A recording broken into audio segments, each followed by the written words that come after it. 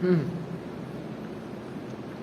el Señor les bendiga. Es un gusto poderlos tener hoy en la casa del Señor, en este seminario, hablando acerca de nuestros orígenes dentro de la iglesia, así como un punto muy importante que tenemos que tener en cuenta, el don de Cristo. En este seminario tratamos de hablar acerca de quién es Elena de White. Seguro que muchos lo han escuchado, algunos saben quién es, seguro tienen alguna idea, preguntan o afirman que es una profeta, otros creen que es una escritora, pero hoy vamos a tomar algunos puntos importantes e interesantes acerca de la vida de White, por lo cual nosotros podemos conocerlo un poco más. Así que vamos a pedir al encargado de su que pueda pasar la diapositiva. Aquí vamos a ver estos temas a tratar. Son temas muy puntuales. Vamos a tratar de no desviarnos tanto del tema de la materia. Vamos a ver, ¿será que contradice Elena de White las escrituras? Es algo que mucha gente dice, yo no la leo porque yo solamente tengo la Biblia. Y la Biblia a mí me basta. Y está bien. La Biblia tiene que ser la base de la fe creyente. Pero vamos a ver si Elena White contradice la Biblia. Vamos a ver si Ellen White era irrefutable, si no se equivocaba, o ella tenía sus errores. Por ejemplo, en esta cuestión, ella confundió a los 12 héroes de la Biblia. Es un tema que ya ahorita vamos a desarrollar.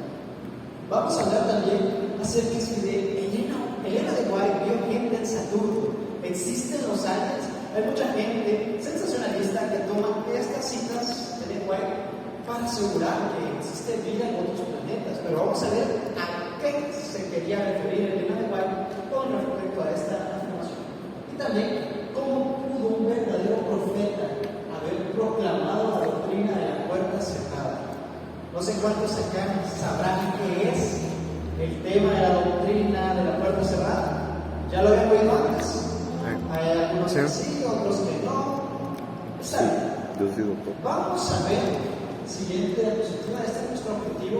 Espero que al finalizar el seminario corto de 2 o 3 horas, vayamos a aprender esto. Y es comprender la importancia de una de las grandes características de la Iglesia Adventista del Séptimo Día, de la cual usted y yo somos partes.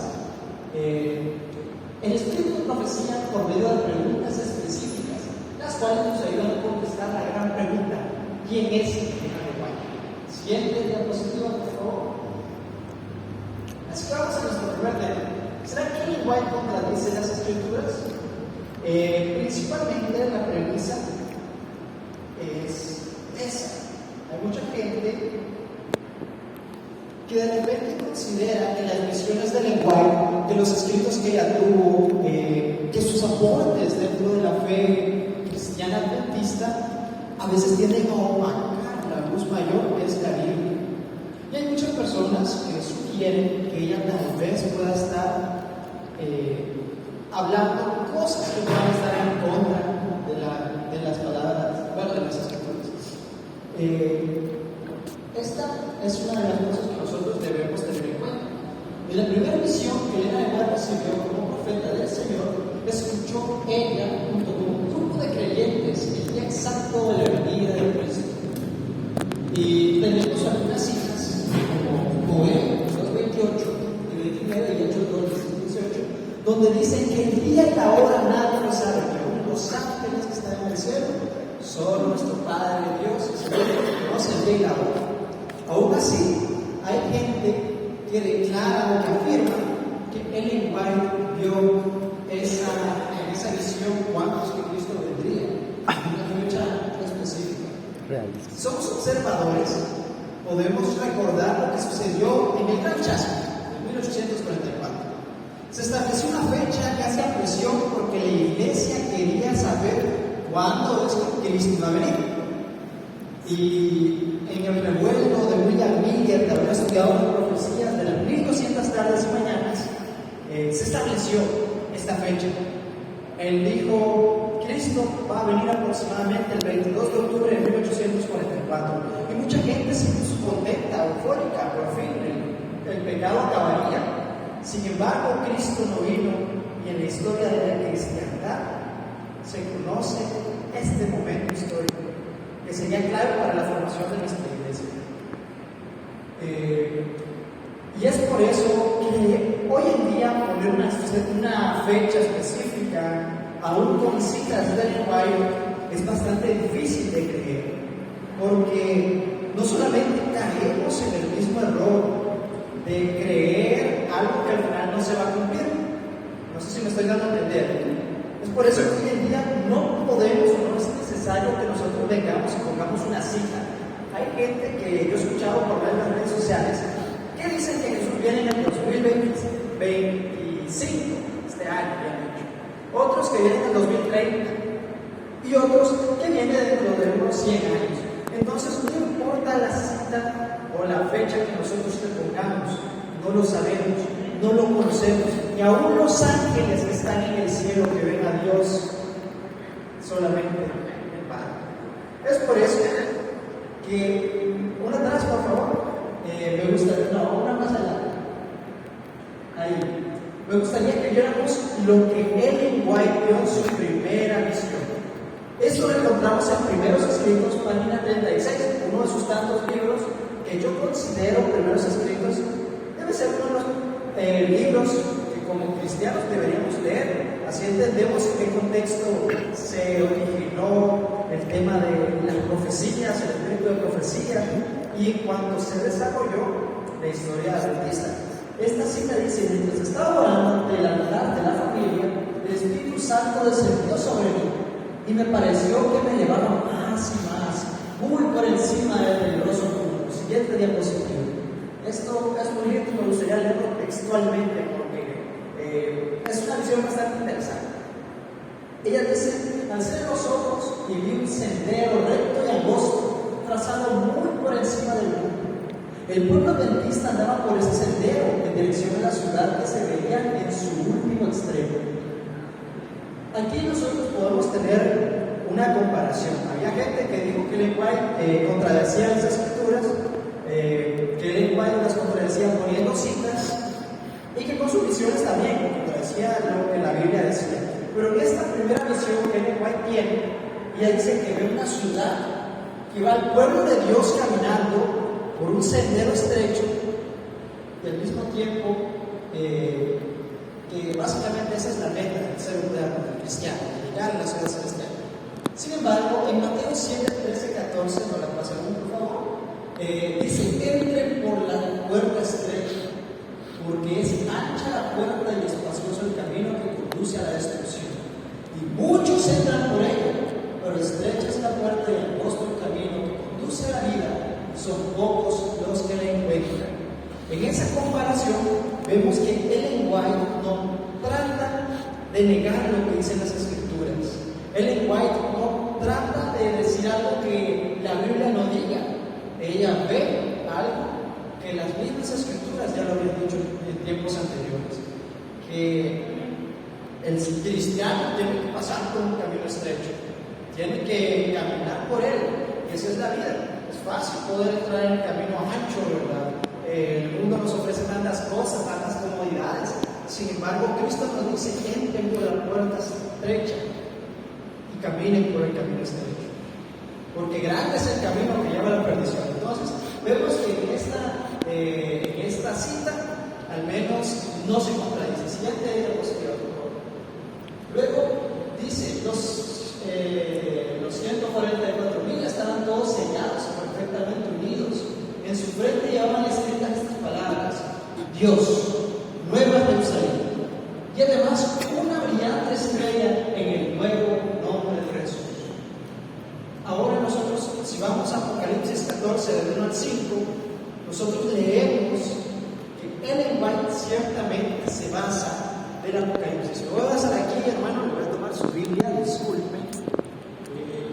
Es que la mía, sin dudas, es una versión un poco más vieja, pero esta es mucho mejor. Ahorita vamos a leer Apocalipsis 14. Y vean ustedes, para conocer a Ellen White, las escrituras también nos ayudan para poder entender quién es esta sierva del Señor. Ella no deseaba que sus escritos se opusieran a la luz mayor, sino que más bien fue un complemento. Apocalipsis 14,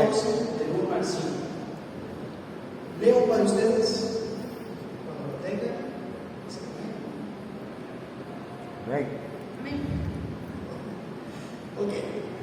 Apocalipsis 14, 1 al 5 dice: Después miré que el Cordero estaba de pie sobre el monte de Sión, y con él 144,000 que tenían el nombre de él y de su Padre escrito en la frente. Hasta este momento, Ellen White contradice las Escrituras. Ella dice que vio la Nueva Jerusalén, y vio también los 144,000, y todos tenían en su frente el nombre. Bueno, tienen una inscripción: Dios, Nueva Jerusalén.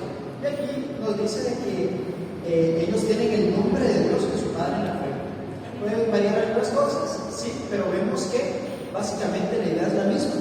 Y vemos que seguimos leyendo, dice: Cantaba un cántico nuevo delante del trono, delante de los 4 seres vivientes y los ancianos. Nadie podía aprender el cántico sino aquellos 144,000 que fueron redimidos de los de la tierra.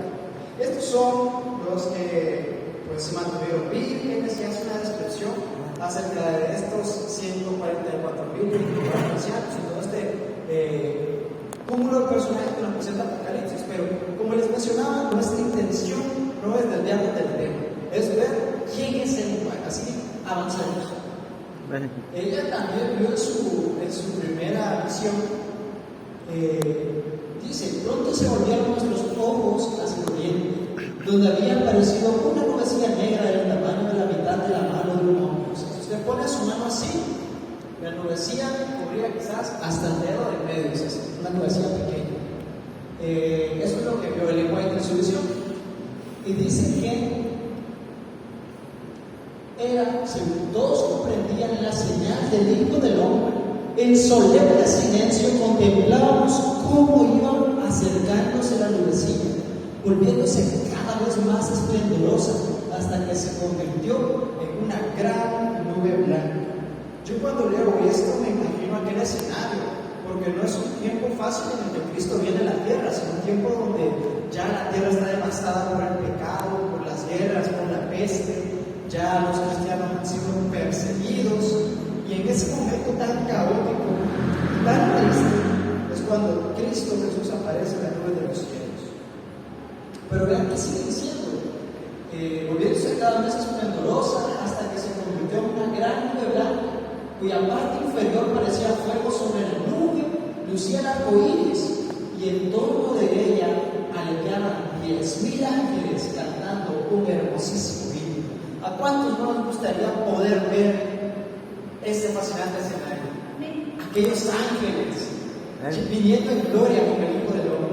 Quiero que pasemos a la siguiente diapositiva, y esto es posiblemente lo que Ellen White no había visto. Hay una cita bíblica que me gustaría que leyéramos en San Mateo 24, 30 y 34. Es una cita bíblica muy conocida que yo considero que si nos tomáramos el trabajo de revisar la Biblia, podríamos nosotros sacar provecho de estos textos. Pues no solamente es algo de conocimiento secular, sino que en momentos de tristeza, recordar que Cristo viene pronto y que es una verdad cierta, nos puede llenar de ánimo. ¿Cuánto nos crees? Vamos a ver, Mateo 24, 30 y 34. Luego para ustedes se dice: Entonces aparecerá la señal del Hijo del Hombre en el cielo, y todas las tribus de la tierra harán lamentación cuando vean al Hijo del Hombre venir sobre las nubes del cielo, con poder y gran gloria. Enviará a sus ángeles con gran voz de trompeta, y juntará a sus escogidos de los 4 vientos, desde un extremo del cielo hasta el otro. De leyera aprended la parábola. Y bueno, ahí ya se va a entrar más en cómo será esa venida de Dios. Hasta el momento, Ellen White no se ha contradecido con lo que dicen las Escrituras, sino que más bien hace lo necesario para que las Escrituras sean levantadas. Hay algunos datos que me gustaría contarles. Por ejemplo, hay personas que se han tomado la intención de estudiar los escritos de Ellen White, y en esos escritos, como lo es el Centro White se estudia todo este tipo de temas, y hay personas que han puesto a estudiar los escritos que ha hecho, las cartas, y al menos en sus cartas ella tiene muchos textos bíblicos Y en sus libros, ella refiere cada capítulo a una sección de la Biblia. Es decir, los escritos de Ellen White nunca tratan ellos de opacar la Biblia, sino más bien de conducir al creyente a la Biblia, porque esta es la verdadera palabra de Dios. Ella es solamente un medio para que uno se interese en estudiar la palabra de Dios. Siguiente diapositiva, por favor. Luego vemos otras visiones más que quizás por términos de tiempo no podríamos ver. Entonces, esta es una imagen representativa de la señora White cuando tuvo su primera visión. Ella estuvo muy joven, tengo entendido que tenía 14 años a lo mucho, entre 14 y 15. Era una jovencita. Y aún así, en esa edad, ella tuvo esa relación con Dios. Siguiente diapositiva. Ahora vamos a hablar acerca de este tema. Hay gente que cree que Ellen White, por ser profeta, nunca puede fallar. ¿Y cómo te quedarías, hermano o hermana, ahora que estamos en esta noche estudiando estos temas tan importantes, si te cuento que aún los profetas de la Biblia se han equivocado en algunas cosas? Y no porque el mensaje de Dios sea incorrecto, sino que Dios deja que el ser humano, con medios humanos, con una mente humana, comprenda su mensaje. Y el ser humano, al tratar de escribir algo tan importante, pues puede fallar. Entonces, con este tema de los 12 Herodes, quiero que nosotros veamos algo interesante. Siguiente diapositiva. Se nos dice que en la Biblia ha habido 12 Herodes, y que Ellen White creía que este Herodes, o sea, era una persona que hizo estas dos acciones. Pero recordemos que en el tiempo de antes, en la antigua Roma, había mucho este aspecto de cuando un gobernador ascendía al poder, él tomaba como título un nombre. Ya no era, por ejemplo, Henry García, sino que se pasaba a llamar Augusto César. Ya no se llamaba Twain, sino que pasaba a llamarse, como en este caso, Herodes el Grande. Entonces, cuando Cristo nace, vemos que aparece por primera vez Herodes, y él manda a matar a todos los niños, porque Herodes en el periodo de gobierno escuchó por medio de los reyes magos que iban a ser un niño. Ese niño iba a nacer con poder, el Mesías, iba a liberar al pueblo de Israel. Entonces él, para evitar esto, decide mandar a matar a todos los hijos, haciendo que a todos los hijos de israelitas, haciendo que ellos tengan que huir. Ahí es donde Jesús nace básicamente en el pero les tocó huir a Egipto. Eso lo encontramos en San Mateo 2, 1 al 15. Esa es la historia del nacimiento de Jesús, y ahí encontramos al primer Herodes.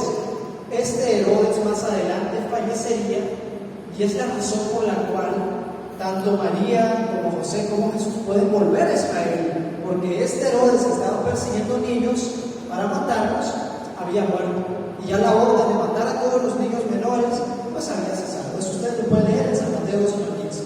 También vemos a Herodes Agripa.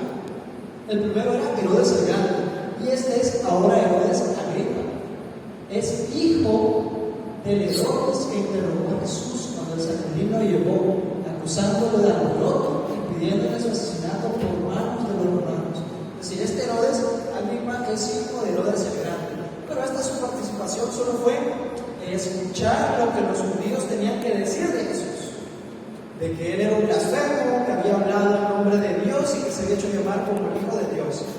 Su participación solamente fue, bueno, llévenlo a las autoridades más grandes porque yo no lo puedo buscar. Entonces, siguiente diapositiva, por favor. Estos dos Herodes, ahora tenemos al siguiente, Herodes Agripa I. Este es nieto de Herodes el Grande. Y este destaca en la Biblia, en el libro de Hechos, en la historia de los primeros cristianos, porque es encargado de empezar la persecución a los cristianos, a los seguidores de Jesús.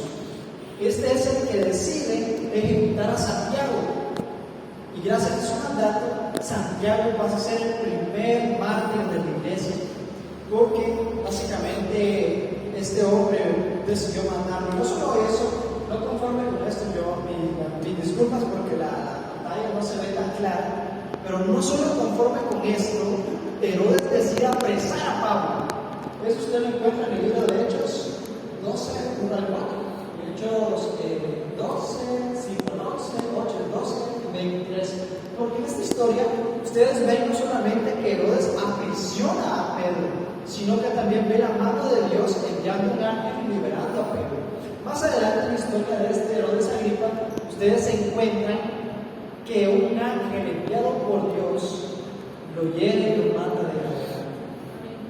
Esa es la muerte de Herodes Agripa primero. Entonces, son distintos Herodes, que él igual haya dicho en algunos de sus escritos que eran la misma persona. Puede ser posible, no solo porque es algo difícil de entender, hasta el momento me quedó claro, yo que soy una persona que más o menos estudio, imagínense esta señora que pasaba noches enteras estudiando, días enteros estudiando, que no paraba de escribir hasta que Dios le dejaba de enviar revelación, que a veces cuando Dios me mandaba las escrituras ella escribía todo lo que aprendía de ellas. Ahora imagínense una persona como nosotros, puede ser un poco difícil de entender este tipo de situaciones.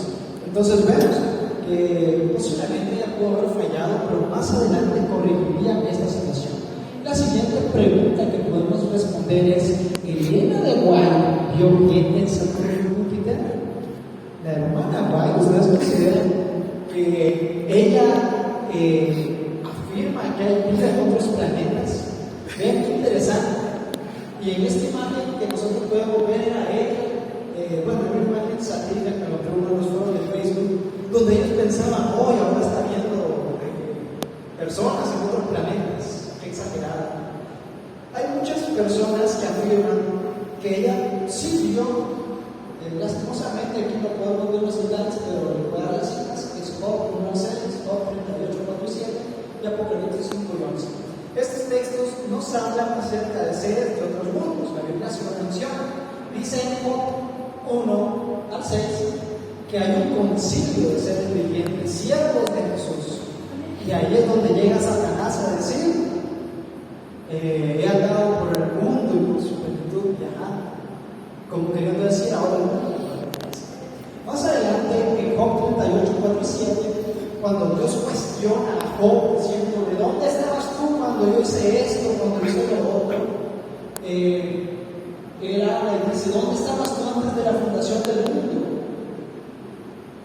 Sin embargo, nosotros podemos ver en estos textos que a Dios ya le rendía honra y gloria antes de que la tierra existiera. Es decir, hay vida fuera del planeta Tierra, por supuesto. Y luego en Apocalipsis 5:11 se menciona que entre las personas que adoran a Dios hay tres grupos: están los ángeles, están los ancianos y los seres vivientes.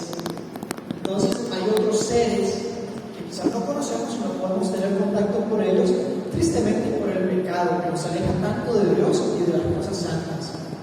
Sin embargo, Ellen White en ningún momento declaró que existían seres en otros planetas, así de forma textual, o al menos con la intención de hacer creer que existen los alienígenas.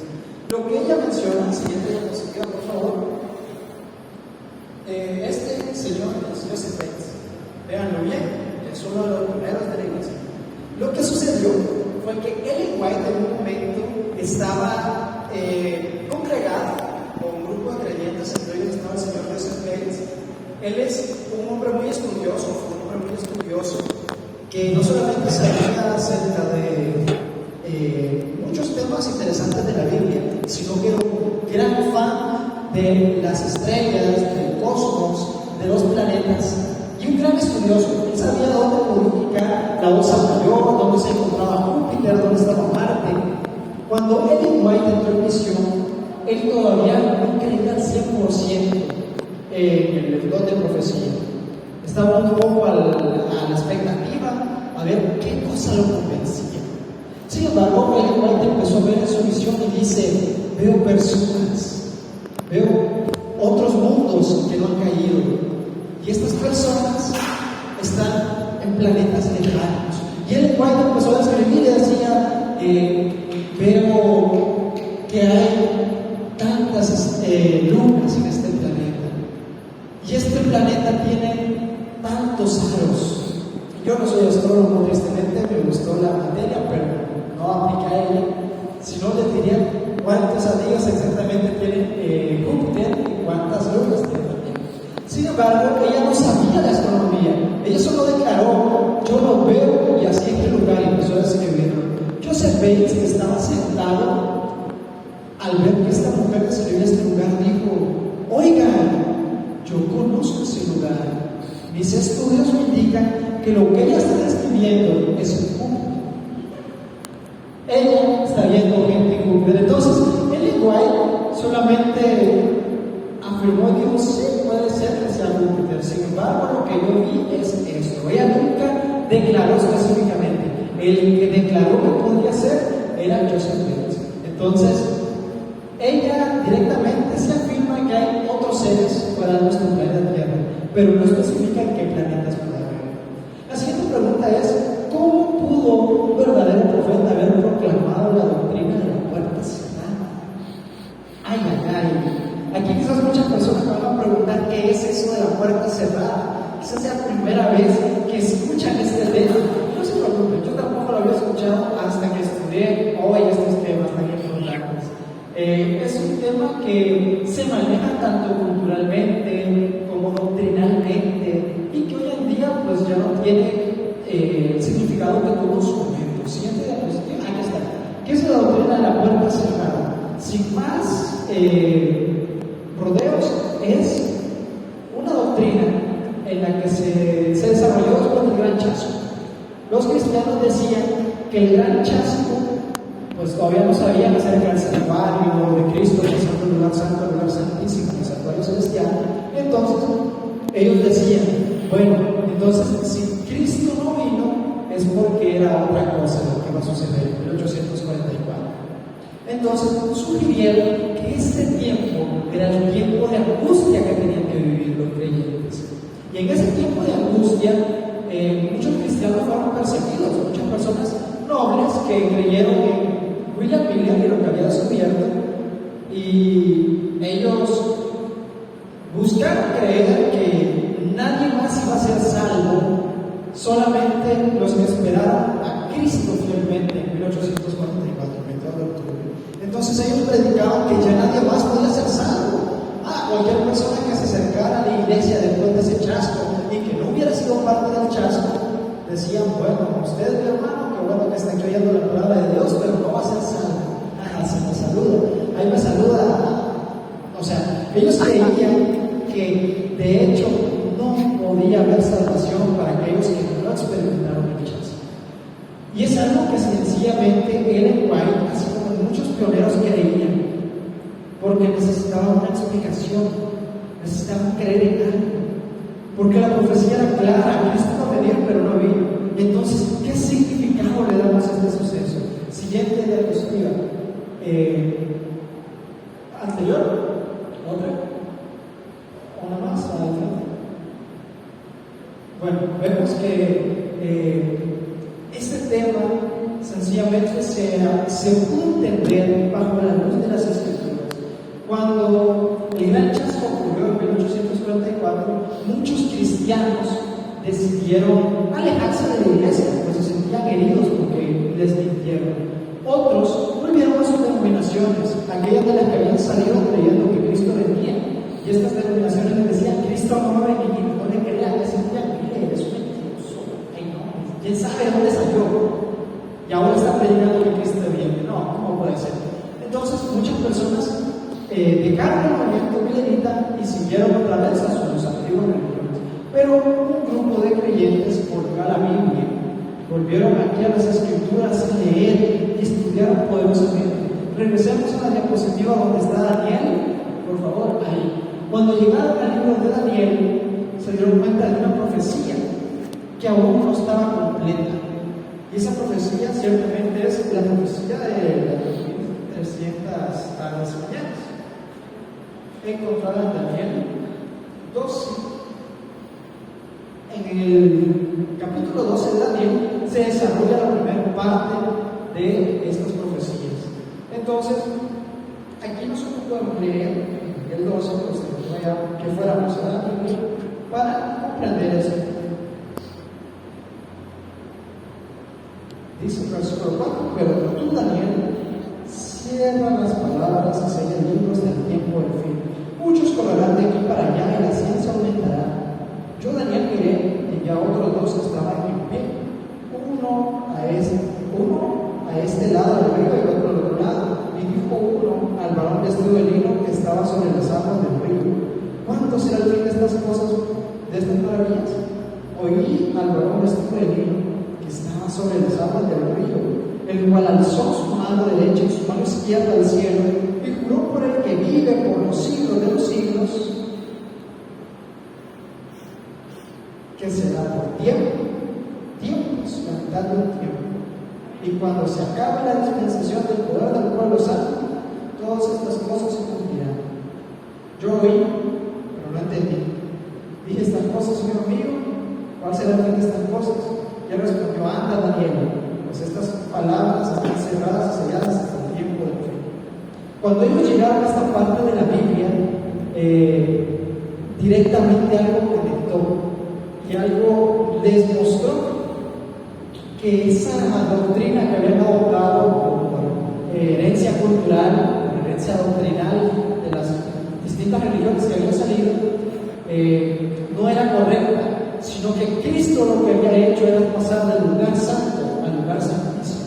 Que ahora, como nuevo sacerdote perfecto, dice Hebreos, Él intercede por usted y por mí directamente. Mire usted qué interesante.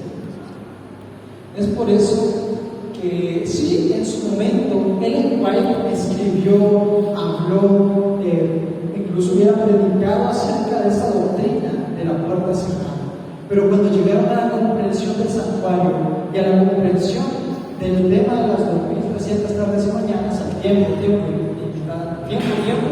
la mitad del tiempo, es que comprendieron y dejaron de predicar esto. Ya empezaron a predicar a las personas que la salvación era para todo el mundo. Siguiente diapositiva, por favor. Siguiente. Aquí tenemos dos declaraciones de ella en uno de sus escritos. Vamos a verla rápidamente por el tiempo. El Señor ha mostrado que fue un error la interpretación de la puerta cerrada. El mensaje no debía quedarse entre el pueblo. No, la salvación aún estaba abierta para todo aquel que la buscara, para todo aquel que aceptara la salvación que Jesús ofrece. El mensaje sería como 1 página 72. Siguiente diapositiva. Vemos que la intención de Cristo nunca es condenar a las personas, sino darles salvación. Siguiente diapositiva. Entonces ya podemos sacar nuestras conclusiones. Siguiente diapositiva. Nuestras conclusiones son que Ellen White, como sierva de Dios, no trató de opacar las escrituras, sino que siempre buscó levantarlas y exaltarlas. Nuestra siguiente conclusión es que sin duda los medios humanos pueden llegar a fallar. Ellen White sin duda pudo haberse equivocado en algunos de sus escritos, pero eso no la hacía una mentirosa o inexacta en sus predicciones. Ella, cuando se daba cuenta que fallaba, pues lo corregía en siguientes artículos. Y también podemos concluir que a pesar de que en algún tiempo, en algún momento de la historia de nuestra iglesia, pudimos haber predicado cosas que eran bastante extrañas, Dios